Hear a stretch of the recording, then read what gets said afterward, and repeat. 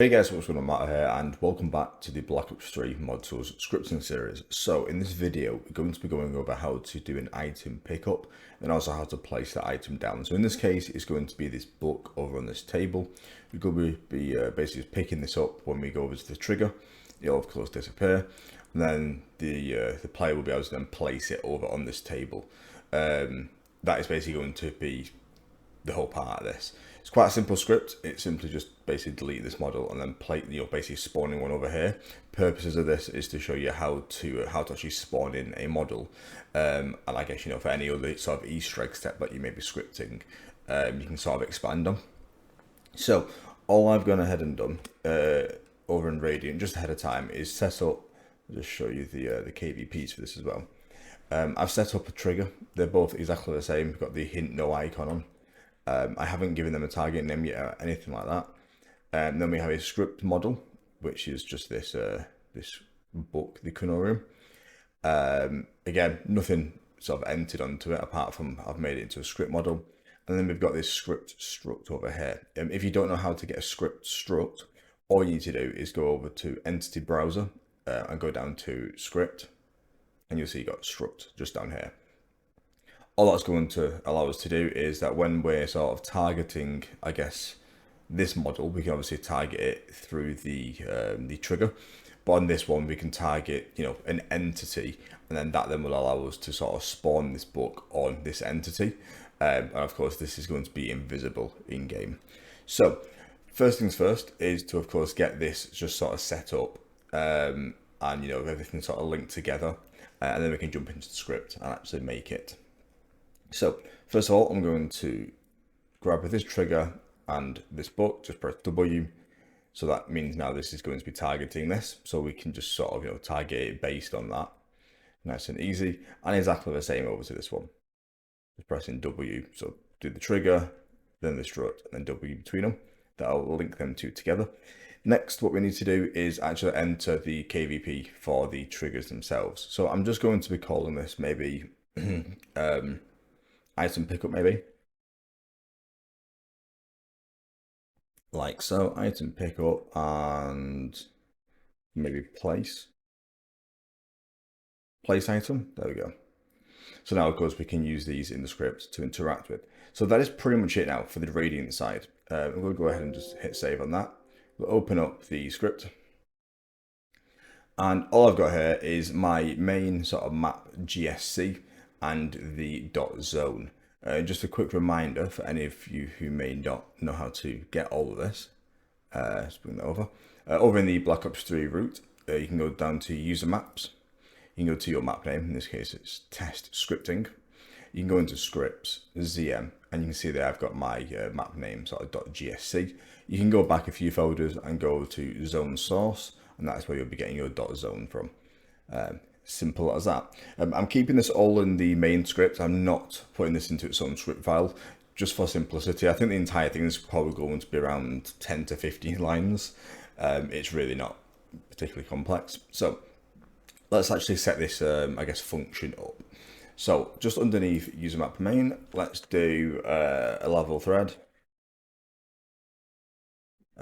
Level thread, what we would call it, a pick up and place item, I guess. Just move the mic up a little bit. I'm sure you can probably hit my keyboard a little bit too much there. Okay, cool. So we've got the function threaded. That's going to make it. So function pick up and place item. And then we're going to actually sort of get these triggers now. So first thing we need to do is, of course, get each trigger. So we'll do pickup trig equals get and so this is the pickup one. Just to make sure that I don't spell anything wrong, I always like to copy and paste the target name. Like so, there we go. And then we'll do the exact same thing to the place item.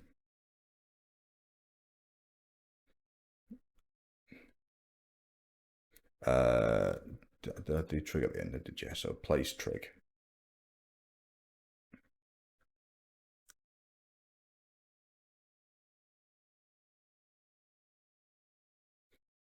Amazing. So we've got the trigger set up, and now of course we need to just wait until the player actually sort of uses these. If you want, you can of course put a hint string on these. I'm opting not to, just because I don't really feel the need to for this. You know, it's kind of almost like an Easter eggy sort of thing. So, you know, you wouldn't expect to have a hint string. You just want to sort of interact with something and you go, oh, you know, I can interact with that. Amazing. So I'm going to keep a hint string off for that reason. But of course, you know, I've done it multiple times in this series up to now. So let's just put a comment in here just for pick up item, and I'll put one down here for place item, just so we know where we're up to. So first we need to, of course, wait for the trigger to be pressed. So pick up trig, wait till trigger, and that is that. As soon as the player has pressed the trigger, we need to of course go and get the model. So we'll just put model. Actually, we'll call this book. Give it is a book. Get n, and of course this is going to be based on the trigger. So pick up trig dot target name. There we go. So of course we now have the book. We now need to basically just go ahead and delete both now.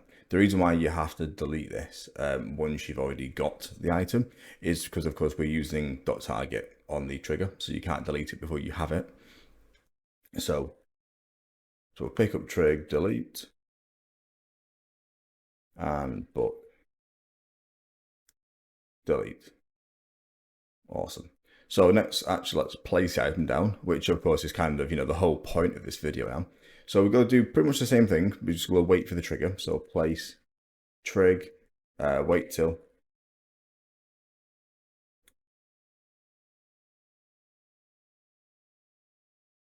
It just trigger, there we go. I've been doing some other trigger stuff recently, so I keep getting it. I have to keep reminding myself to use this sort of, I guess, naming convention for this video. Okay, so next we need to actually, I guess, think about how we're going to place this sort of model. So the way this works is we have like a common script, a util script, which is spawn model. Now, spawn model, of course, takes the name of the model and also the origin and the angles, so the actual world placement, you know, coordinates, and then the angles of it. So what this is going to be doing is it's going to be taking the exact angles of this struct. So of course, if you did want it to be like rotated by 90 degrees, you also want to rotate the struct by 90 degrees. So we're going to be using its origin and angles for this. So this next bit is going to take them, but of course we need to actually get those angles. So to begin with, we need to go ahead and get the struct that we're sort of, you know, using as a reference, I guess. So struct equals struct. Remember, we cannot use getEnt on this. We have a sort of a dedicated one, if you will, which is just struct get, like that. And this, of course, is going to be the place trig target. There we go. And then the second bit is just the same, so just target name. Amazing. So if you are in your main sort of GSC, you probably won't have any issue with this. But if you're in like your own sort of script file, you know, like separated, just make sure you have the struct get functionality. So all you need to do is go to the top and you'll see this code scripts struct. So make sure you have that in there. As I say, if you're already in this main GSC, you're fine. It's included at the top anyway. But it's always worth just sort of checking. So next we actually need to, of course, spawn this in. Now, so we're going to do util, which is we're going to be using the util script, and then we're going to do spawn model. Now we're going to leave that there just for a moment, just whilst we go and check that we have this functionality. So util spawn model. This uses a shared script, kind of similar to the struct. If you scroll up, you will see scripts shared, util shared. That's going to be what you want to be sort of making sure you've got. As I say, if you've got it in this main one, you'll probably be fine. It should already be there. But if you have separated it out, then make sure you put that in so you can use this functionality. So now we've got util shared. So util spawn model. Now this does take a few more parameters than what we're going to be using, but we're only going to be doing what we need to. So the first parameter in this is going to be, of course, the actual model name. Now all I'm going to do is go ahead and grab this model because we're picking this item up So it would make sense to, use the exact same name to place it down. There we go. Put that into there. The second parameter, the second argument in this is going to be the origin. So that's going to be based on the struct. So we can do struct.origin. The third one is going to be the actual angles. So struct.angles, like so. Of course, if you don't sort of specify one of these, it will just use whatever its default option is. But I'd recommend always doing it regardless. This also enables you, of course, to sort of modify these, if you need to. So maybe you've got a struct, but you always want it to spawn a little bit higher than like the actual struct itself, for maybe like a power up or something. You can, of course, also increase these. So you can kind of mess around however you wish. The fourth parameter of this, the fourth argument, is like some flags that you can pass. Now, we're not going to be using that in this video, and there's no need for it, but you can pass additional data. Feel free to actually go into this util shared actual script, and you can sort of see spawn model, on what its functionality is, if you want. Same goes for pretty much any sort of function that you're using. You can always go and see, its actual sort of, source, if you will. So now we've got the actual model spawned in. We go ahead and just delete this this place trigger. But one thing we also need to do before we sort of completely move on is we need to be pre-caching this model, and I'll explain that in just a moment. So let's just delete the trigger, just so I don't forget to do it,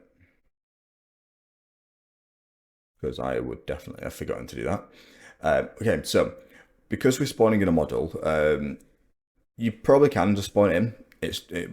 I guess it won't be too much of a problem just spawning in one model, but you may sort of, as you're doing more of these, it's really good practice to sort of, pre-cache everything that you are spawning in, so you don't have to sort of load it all. It's already kind of sat there.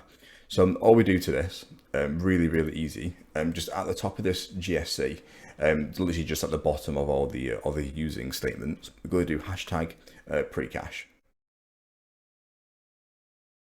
So this is very similar to the way we we can set up the hint strings. We pre-cache the I think it's trigger strings they're called, but in this case it's going to be X model. So we're going to pre-cache the actual model. So that means we're not literally loading it, I guess, from fresh, I guess is one way to see it. So I'm just going to copy that name into there. So this now, as soon as the script runs, it's going to be pre-caching that model, ready for us to use.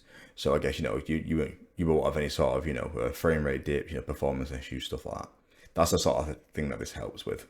So we can go ahead and save that. One last step though, we've pre-cached the model in here. Now we need to actually include it in the zone file. Now this is the only reason why we have this zone file open, and that's to do X model, comma, and then the actual name of the model. So we've got the pre-cache all set up, we've got it in the zone, and we've also got it at the top of our GSE. We've got the actual function sort of threaded just after user map main. We've got both triggers set up. We're waiting for the first one to pick it up. We're going to then go delete both objects. And then we're just going to be waiting and spawning in a model based on the struct's location. Simple as that. So go ahead, make sure you've saved both files. Of course, make sure Radiant is also saved because I have not done that. And then I'm going to go over into the launcher and go ahead and do a full compile, and I'll see you guys over in game. Okay, so over in game, let's go over to these tables. You can see we've got an empty table and one with the book on. You can go ahead and press F on that. We can pick it up. Then we can go over here and place our book down. Nice and easy like that. Of course, you can sort of customize this however you like. And of course, you can really sort of do some quite interesting stuff with this. But that's been that. Of course, any questions and whatnot, please leave them in the comment section. And I'll do my best to help where I can do there. Other than that, thanks for watching, and I'll catch you guys later. Bye for now.